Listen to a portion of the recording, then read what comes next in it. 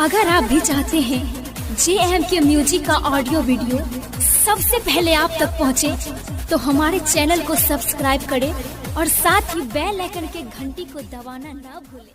जय मां Katyani recording studio Mansi कन्या। हजार देबोगे तोरा 2000 कंचन राज हजार देबोगे हाजीपुर वैशाली 1000 देबोगे 2000 देबोगे 1000 देबोगे 2000 देबोगे।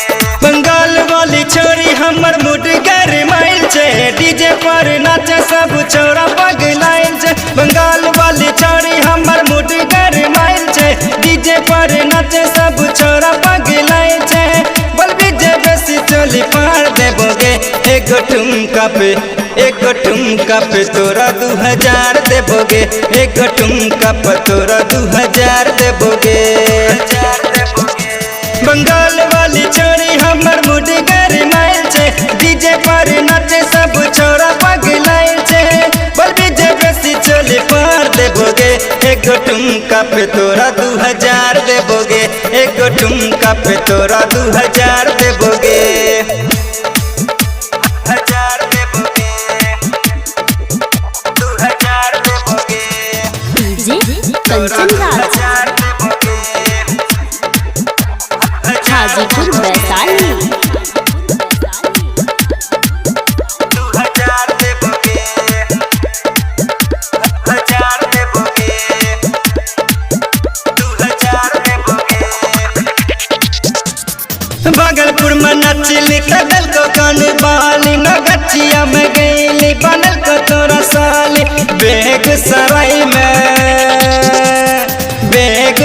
में छड़ी मार कर बैली, मोकामा में गिए गल चल बैली।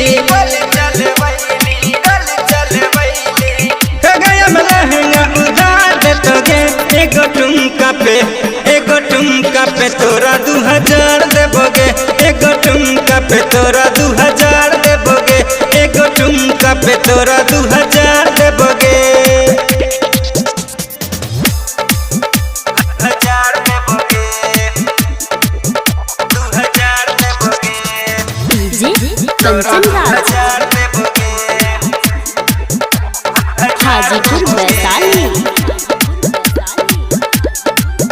2000 देबोगे 1000 देबोगे 2000 देबोगे।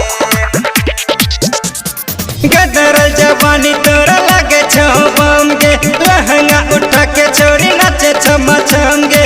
बुढ़वा जवन का में मार करवैली, कितना छोड़ा के छोरी घर से भगैली।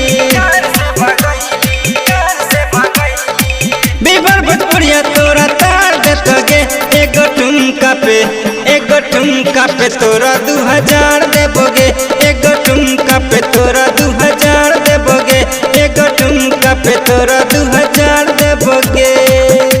जय मां कत्यानी रिकॉर्डिंग स्टूडियो मानसी कन्या।